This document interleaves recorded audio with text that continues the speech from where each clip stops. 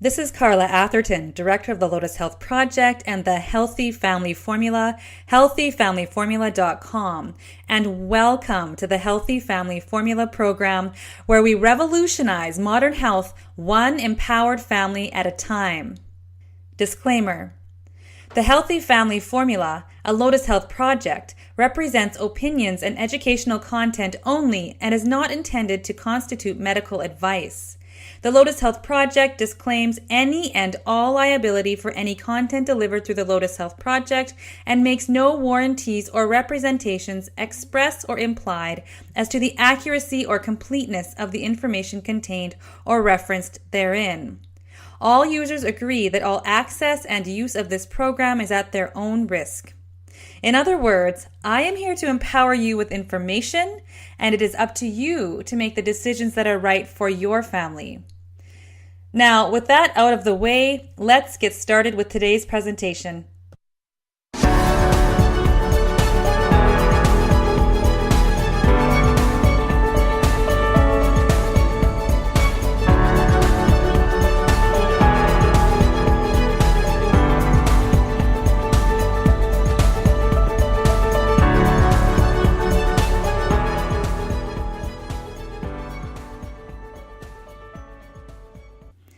Illness in children has become our new normal.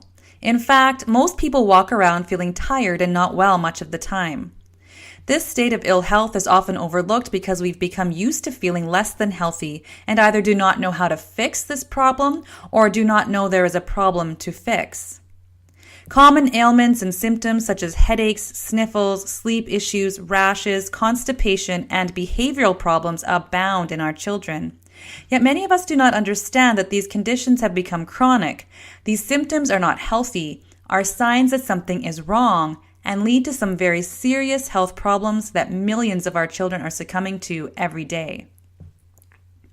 The most common diagnoses that are given to these chronically ill children are attention deficit hyperactivity disorder, autism spectrum disorder, asthma, allergy, and atopic disorders, autoimmunity, mood and mental health problems, obesity, and metabolic dysfunction.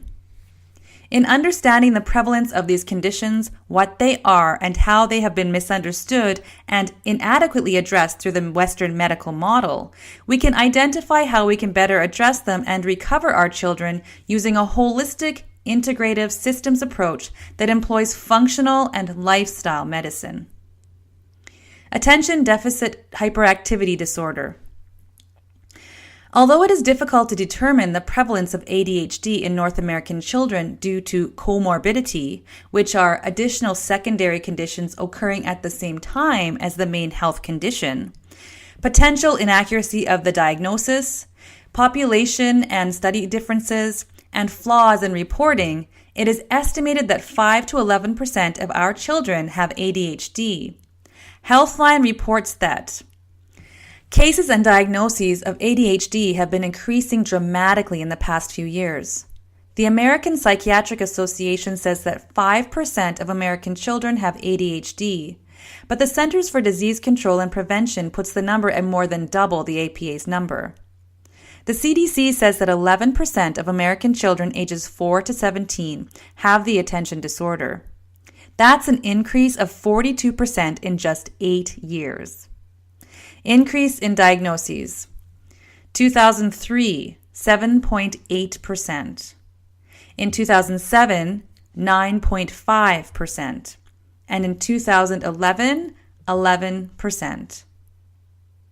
Conventional Western medicine describes ADHD as a genetically based brain dysfunction that results in inattention, hyperactivity, and impulsivity. However, the functional medicine view of ADHD informs us that this condition has been grossly misunderstood and consequently inadequately treated. To practitioners of functional medicine, autism, asthma, multiple sclerosis, and many other illnesses are not so much diseases as they are observable manifestations of human bodies with fundamental biochemical and physiological imbalances. This statement could not be more accurate in relation to ADHD. The diagnostic criteria for ADHD are based solely on behavior and subjective observation, as there is no set of physiological measurements of the disorder. In other words, although ADHD is conventionally treated using medications that alter brain chemistry, there is no known cause that is rooted in the brain's physiology. Asthma and atopic disorders. Asthma and other atopic conditions are caused by the body's hyper-response to an environmental trigger. These triggers vary from person to person, and children can become allergic or reactive to virtually anything in their environment, whether it be to food, chemicals, or natural substances such as pollens or pet dander. Dr. Leo Galland, author of The Allergy Solution, allergy specialist, and one of the founders of functional medicine, reports on his website that 1 billion people suffer from allergic diseases such as asthma, hay fever, eczema, and food allergies, and this is just the tip of the iceberg. What was once thought of as the rare and exceptional has now become the norm, and in light of this, we are forced to ask ourselves an important question. How did this happen, and what can we do to fix it? For the solution, look no further than the environments we have built for ourselves and our bodies, the outdoor, the indoor, and the internal. Outside our homes, our environment, thanks in part to ourselves, has undergone drastic changes, ranging from a general increase in air pollution, including diesel exhaust and ozone, to harmful climate change. Science has already shown how, working together, these factors have increased the prevalence and severity of allergy. As is the case with all chronic illness, there is no one cause of asthma and atopic disorders. In addition to gut health, other factors such as diet or exposure to environmental stimuli like viruses, mold, urban pollution, or cigarette smoke should be considered among other ingredients that contribute to the development of allergies and asthma. Autism spectrum disorder. The Centers for Disease Control and Prevention gives us some alarming stats about the prevalence of autism. About 1 in 68 children has been identified with autism spectrum disorder, according to estimates from CDC's Autism and Developmental Disabilities Monitoring Network. ASD is reported to occur in all racial, ethnic, and socioeconomic groups. ASD is about 4.5 times more common among boys, 1 in 42, than among girls, 1 in 189. Studies in Asia, Europe, and North America have identified individuals with ASD with an average prevalence of between 1% and 2%. About 1 in 6 children in the United States has a developmental disability in 2006 to 2008, ranging from mild disabilities such as speech and language impairments to serious developmental disabilities such as intellectual disabilities, cerebral palsy, and autism. What is autism and why is it affecting so many of our children? Autism or autism spectrum disorder is a label given to children who exhibit symptoms of a syndrome that is characterized by abnormal development of social, behavioral, and communicative functions. The American Academy of Pediatrics and most physicians describe ASDs as brain-based disorders, but an increasing body of literature supports the notion that ASDs are, in fact, the physical manifestation of systemic, biological, not brain-specific, dysfunctions related to imbalances in inflammatory, detoxification, and oxidative mechanisms within the body. Very few look at the body as a system where dysfunctions in one remote area of the body can impact other areas of the body. Therefore, like ADHD, autism is a condition that is not identifiable by any physiological abnormality, and diagnosis consists of observation and subjective assessment of behavior. In addition, the causal factors of autism are hotly debated amongst medical doctors, holistic practitioners, NDs, parents, and scientists, and treatment options range from medications to holistic therapies, with goals ranging from managing symptoms to recovery. It is a common belief in mainstream allopathic medicine that autism is an irreversible life sentence, yet parents and functional practitioners are recovering their children on a daily basis by investigating and addressing root causes. Autoimmunity. The immune system exists to protect us. When toxins, viruses, bacteria, and parasites try to invade, the immune system attacks and eradicates the invaders.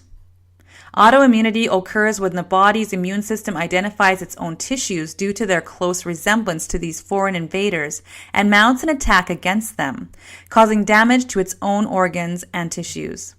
This is called molecular mimicry. The immune system walks a fine line to distinguish self from non-self in preserving the integrity of the host. Interference with this fine line can result in overactivity to self-antigens, leading to autoimmunity. During the past 20 years, a significant increase has been observed in the incidence of autoimmune disease worldwide. The etiology and pathogenesis of many autoimmune diseases remain unknown. It does appear that a close interplay between environmental triggers and genetic factors is responsible for the loss of immunological tolerance and autoimmunities. 50 million Americans suffer from an autoimmune disease. The rate of childhood autoimmunity is on the rise, and many people do not know that their disease is autoimmune in nature. Some of these diseases include Sjogren's, where moisture-producing glands are affected, Raynaud's, where blood flow is affected, Hashimoto's thyroiditis, where the thyroid gland tissue is affected, muscular sclerosis, where the myelin sheath of the nerve fibers is affected, type 1 diabetes, where the pancreatic beta cells are affected, celiac disease, where the intestinal lining is affected, and rheumatoid arthritis, where the joint tissue is affected. There are also hundreds of other autoimmune conditions affecting 50 million people in America alone.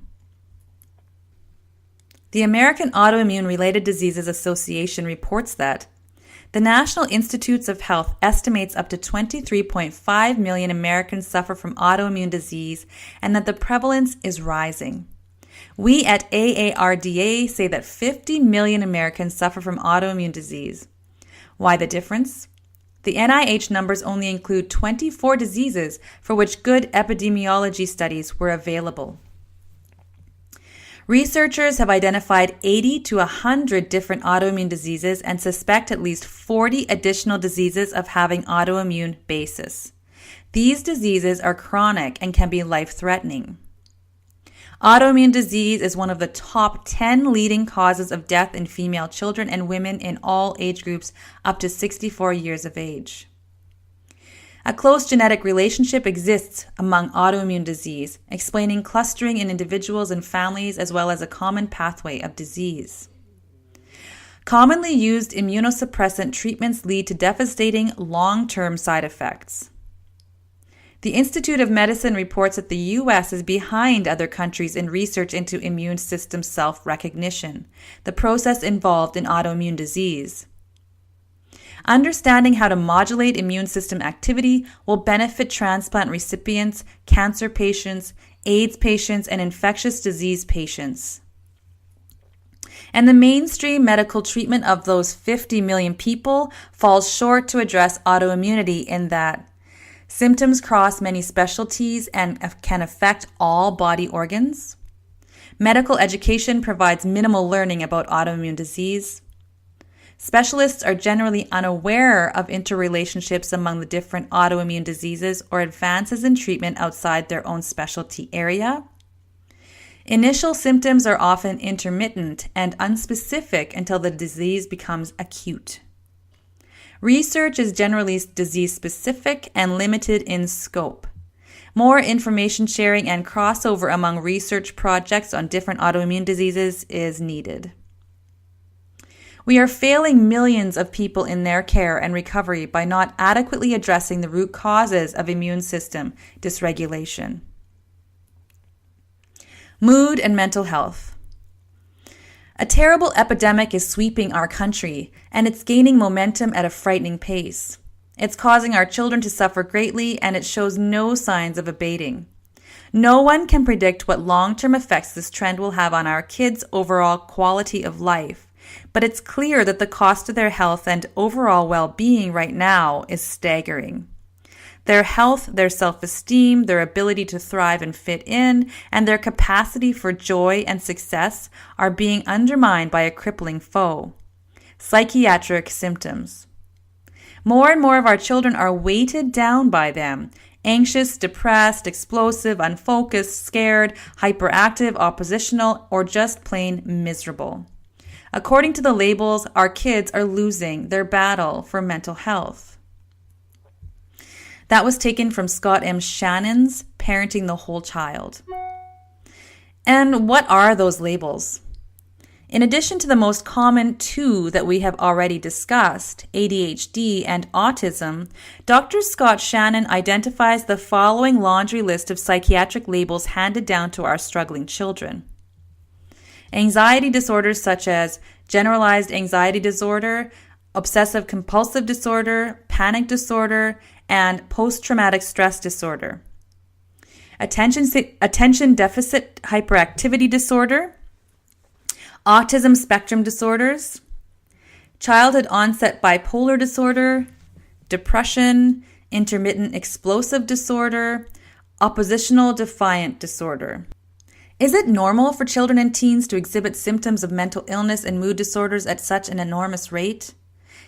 Are that many children truly ill with mental and emotional disorders?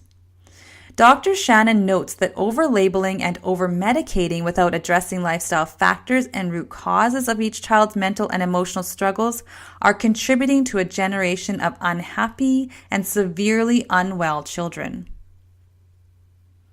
Obesity and metabolic dysfunction. The CDC reports that childhood obesity has more than doubled in children and quadrupled in adolescents in the past 30 years. The percentage of children aged 6 to 11 years in the United States who were obese increased from 7% in 1980 to nearly 18% in 2012. Similarly, the percentage of adolescents aged 12 to 19 years who were obese increased from 5% to nearly 21% over the same period. In 2012, more than 1/3 of children and adolescents were overweight or obese. Overweight is defined as having excess body weight for a particular height from fat, muscle, bone, water, or a combination of these factors. Obesity is defined as having excess body fat. Overweight and obesity are the result of caloric imbalance, too few calories expended for the amount of calories consumed, and are affected by various genetic, behavioral, and environmental factors. At one point in history, and even in some pockets of the world today that have been untouched by the Western diet and lifestyle, obesity, and especially obesity in children, would have been unheard of. Now, children are chronically overfed and undernourished, and many are becoming obese at as young as 2 years of age. Many are developing metabolic disorders, and type 2 diabetes is showing up in rapidly increasing numbers in this age category as well. No other health condition demonstrates the clear connection between diet and lifestyle and physical ill health than obesity. In addition, functional medicine further informs us as to why diet and lifestyle are so crucial to maintaining a healthy metabolic state, as well as how this epidemic of childhood obesity can be undone. Getting to the root. What functional medicine offers that conventional Western medicine does not is the ability and the potential to determine etiology of illnesses that were previously understood only as chronic, incurable, or worse, genetic. If you understand the root causes of illness, then the chances of treating, curing, and preventing illness increase exponentially. What do these illnesses and disorders have in common? To review, the total load theory suggests that once capacity is hit for the body to handle the stressors it encounters, it succumbs to illness, and oftentimes, if the stressors are not reduced, this illness becomes chronic. Issues that factor into the body's total load are vast and many. The major ones being toxins, chemicals and heavy metals, infection, viruses, bacteria, and mental emotional stress that cause inflammation and the dysfunction of the immune system. And we now know that the onset of chronic illness almost always involves the health of the GI tract, or as some call it, the gut. Recap of Lesson 1C. The top 5 modern childhood chronic illnesses are attention deficit hyperactivity disorder, autism spectrum disorder, asthma, allergy and atopic disorders, autoimmunity, mood and mental health problems, obesity, and metabolic dysfunction. What these illnesses have in common is that they are all triggered when the toxic load has been exceeded and the body simply cannot function under such duress any longer.